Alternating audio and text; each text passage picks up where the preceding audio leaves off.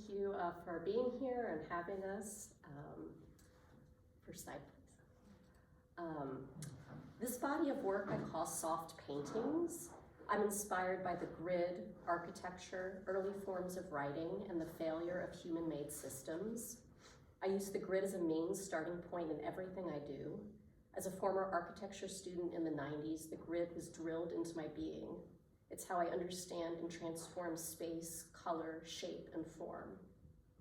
The soft painting limp grid with structure, seen here, has large cavities that recall the shapes of the caves such as those at Lascaux and Chauvet, where abstraction was born and humanity's first images were created.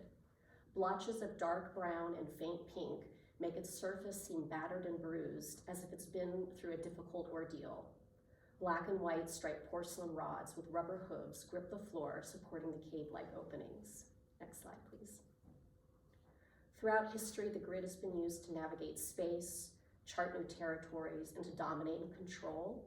I use the grid as a reference for humans' repeated failure to the environment and to ourselves. Next slide, please. My titles and materials are an integral part of my practice. I consider them to be a point of conversation with the viewer, where I sometimes use dark humor as a connection point.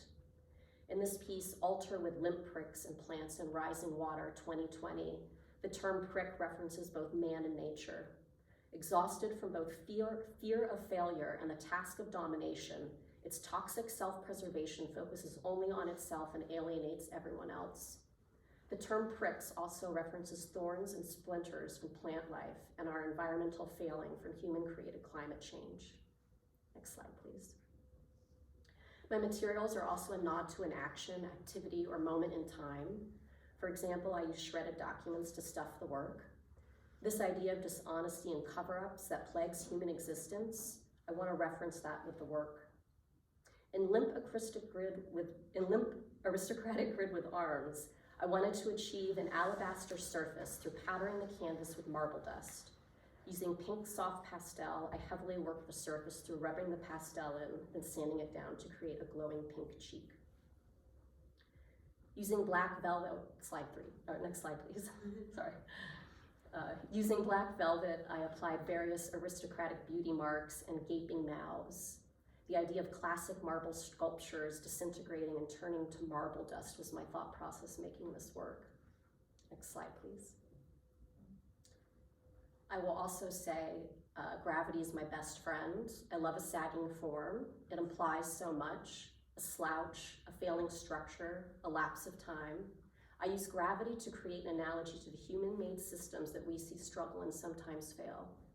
In Limp Pricks and Plants in Rising Water, I wanted the viewer to feel the various water levels we face due to global warming and climate change. Next slide, please. To achieve this effect, I dip-dyed this piece for the intended rising water level effect. I ended up using a game cleaning tripod to hoist the work into a large vat of dye. Next slide, please. The second body of work I call Painted Constructions. In this work, I turn the painting inside out, so the fragile porcelain grid is supported by painted linen forms. In the fold two, the porcelain grid folds in on itself with a soft painted linen form holding it all together. The universe is in a constant process of folding in on itself. Next slide, please. I am interested in how a covering or a facade can conceal a structure underneath.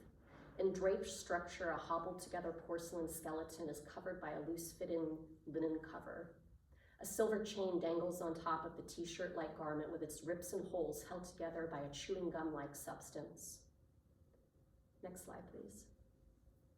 And this last project is a site-specific installation titled Secret Garden. Here, I draw parallels between our present-day climate crisis and the eruption of Mount Vesuvius in 79 AD, an event that entombed Pompeii under volcanic pumice and ash for 1,500 years. The installation is comprised of approximately 100 individual pieces of work. Secret Garden explores the artificial nature of authority. In the age of the Anthropocene, humans carry untold influence over the natural order. We disrupt primal patterns, we cause systematic failure. This work dwells on that fraught relationship between humans and the natural world. Are we of this world or are we invaders? In this bewildered moment, what authority do we have? Next slide, please. Pompeii has always been in the back of my mind since first learning about it 30 years ago in art history class. The intimate ritual spaces of its architecture, the trompe l'oeil painting techniques used, and the lush landscapes found in its gardens and fresco paintings. Referencing the painting of the serpent and the fig tree from the House of Orchard, I embroidered a trace imprint of it on one of Secret Garden's hanging canvas walls. The serpent and the fig tree were both a sign of prosperity and female sexuality for ancient Greeks and Romans. What fascinates me is how the meaning of imagery has shifted throughout human existence. Thank you. Any questions?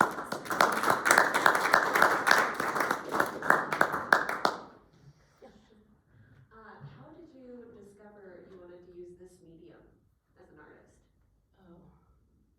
I'm traditionally a painter, like a landscape painter, and I love like painting lemons and still lifes. So I really wanted to use the canvas and the linen in some other way and start stuffing it and like letting it fall on the wall without a structure. So I really consider myself always a painter, like a traditional painter, even though I'm not really making traditional paintings anymore.